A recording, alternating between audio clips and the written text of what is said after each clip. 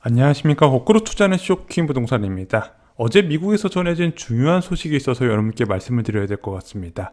바로 연준에서 통화정책에 가장 우선적으로 반영하는 물가지표의 발표가 있었다는 부분이죠. 현재 상승을 기대하는 분들의 착각에 대해서 오늘도 같이 정리를 드릴 수 있을 것 같습니다. 오늘 내용 중요합니다. 영상 전에 구독과 알람 설정 부탁드리겠습니다. 최근 증시가 어느 정도 안정된 흐름을 보이고 있어요. 자, 2300포인트도 위태에 있었던 코스피는 2451포인트까지 반등을 했고요. 미국 증시도 꾸준히 어느 정도 바닥을 찍고 올라가는 흐름이 나타나고 있습니다.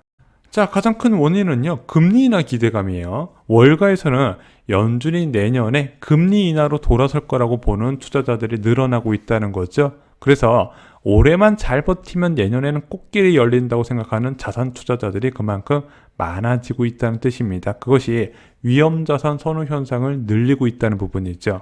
중앙은행은요, 통화정책을 세울 때 두 가지 변수를 고려하게 됩니다. 첫 번째는 성장이고요. 두 번째는 물가지표입니다. 자, 그런데 최근에 경기 침체 우려가 커지면서 긴축에서 금리 인하로 바뀔 것이라는 기대감이 굉장히 팽배해진 상황이라는 거죠.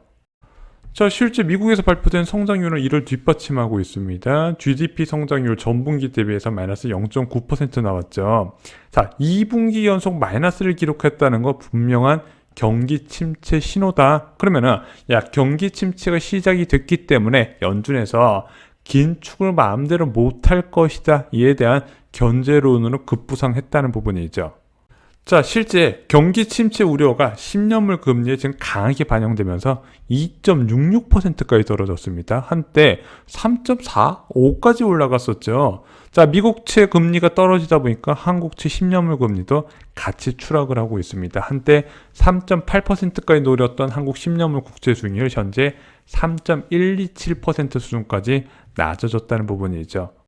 자, 7월 FOMC에서도 연준 의장의 발언이 힘을 보탰습니다. 자, 7월에 이제 자이언트 스텝 밟고요. 그 다음에도 빅스텝 또는 자이언트 스텝 밟을 가능성이 있지만 그 이후에는 금리 인상에 대해서 속도 조절에 나설 것이다. 시장에서 이렇게 해석을 한 거예요. 와, 경기 침체 신호 뚜렷해졌잖아. 연준 의장도 경기 침체가 무서워서 금리 인상 많이 못하겠다. 이것이 위험자산 선호 현상을 늘리는 결과를 만들었다는 거죠. 그래서 현재 시장에서 가지는 기대감을 요약드리면요. 곧 물가 정점 찍을 것이고 내년 상반기에는 금리 인상 분명히 멈출 거다. 연말까지는 올리긴 하겠지만 그리고 하반기에는 금리 인하 나오겠구나. 그리고 이런 국내 부동산 투자자들도 이렇게 기대를 하고 있다는 부분입니다. 지금은 믿을 게 자산 투자자 입장에서는 어떻게 하면 빨리 금리 인하 기조가 나올까 그것만 기다리고 있는 상황이라는 거예요. 자, 하지만 어젯밤에 발표된 미국 PCE 지수는요 6.8%를 기록했습니다. 40년 만에 최고치를 기록했다는 거예요. 게다가 근원 PCE 지수라 해서 변동성이 큰 식료품과 에너지 품목을 제외한 근원 PCE 지수가 4.8% 예측치인 4.7%보다 높았다는 거죠. 여기서 해석을 잘해야 되는 게 5월 근원 PCE 지수가 4.7이 나왔는데 다시 4.8로 올라갔네. 정점 찍고 물가가 내려온다는 기대가 사라진다는 뜻도 되는 겁니다. 또 하나, 지금 경기 침체에 따라서 소비가 둔화될 것이고 그 소비가 둔화되면서 물가 상승 압력도 낮아질 거라고 봤는데 이 그런 PCE가 확대가 되면서 실제 소비가 탄탄한 것도 뒷받침이 되고 있다는 거죠. 자, 그러다 보니까 시장이 착각하고 있는 게 드러난 겁니다. 자, 현재 강력한 긴축, 자이언트 스텝이니 빅스텝 밟는 이유는 결국 물가 불안 때문에 진행되고 있는데 경기 침체 기대감을 너무 과하게 빠르게 잡고 있다는 부분이죠. 왜냐면은 침체가 온다고 물가 불안이 없어진다는 장담이 지금 없어지고 있잖아요. 그것이 지표로 드러났다는 겁니다. 그래서 여러분들 물가 불안 상황과 경기 침체가 동시에 올 수도 있거든요. 또는 약한 침체와 고물가가 지속될 수도 있는 부분이에요. 그러면은 중앙은행에서 어떻게 대응을 할까요? 모든 중앙은행은요 물가 불안을 우선적으로 대응하게 되어 있다는 거예요. 게다가 연준의 통화 정책을 세울 때 중요하게 참고하는 지표를 확인하셔야 되는데 대한민국은 성장률을 본다 그랬지만 미국은 고용 지표를 본다 그랬어요. 근데 미국 지금 실업률 상태는 3.6% 완전 고용 상태죠. 그런데 지금 연준을 비롯한 미국 재무부에서도 경기 침체 가능성을 좀 일축을 해요. GDP 성장률이 일시적으로 떨어질 수는 있지만 노동시장은 탄탄하다는 거죠. 그 근거가 뭐냐면요. 트럼프 대통령 때 이민 정책을 굉장히 폐쇄적으로 바꿨어요. 그리고 나서 정권이 바뀌었지만 이것을 다시 열려고 하지만 내부 반발로 못 바꾼다는 부분이에요. 그래서 고질적인 노동 부족이 일어나고 있는 상황이더라. 그러면은 실제 경기 침체가 일어난다 하더라도 연준에서 이것을 인식하는데 굉장히 오랜 시간이 소요될 수 있다는 부분. 그래서 지금 경기 침체 우려를 너무 시장이 과하게 반영하고 있다는 게 아닌가, 저는 그런 생각이 들고 있다는 겁니다. 자, 유로존 역시 7월 인플레이션이 사상 최고치를 치솟았어요. 자, 8.9%가 나왔습니다. 자, 얼마 전에 연준에서 빅스텝 밟았죠. 와, 지금 유럽에서 빅스텝 하는 상황이에요. 지금 이런 식으로 전 세계적으로 커다란 경제 충격이 오고 있는 급박한 상황이라는 부분이죠.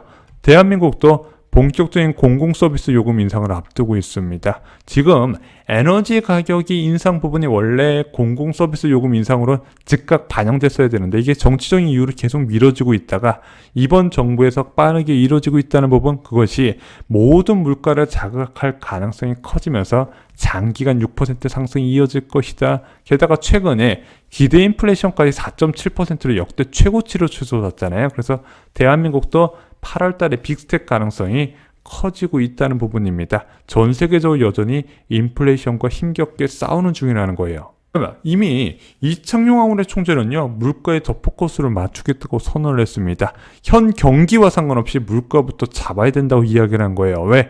물가를 잡아야 더 큰 대가가 없다는 것, 물가를 안 잡고 경기를 위해서 소극적으로 금리를 인상하면 나중에 더 힘든 일이 생긴다는 것을 강조했다는 거죠.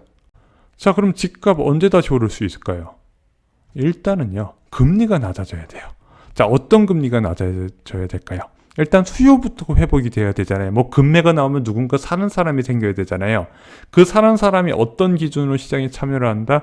대출 금리를 보고 접근을 하게 되는데 대출 금리가 3% 중반 이하로 낮아져야 됩니다. 지금 4% 수준까지 올라갔죠. 그래서 3% 중반 이후부터 거래량이 계속 떨어지다가 4%부터 아예 거래량이 씨가 많은 상황인데 금리가 낮아질 거라 기대하기 어렵다는 것을 오늘 앞부분에서 요약을 드린 겁니다.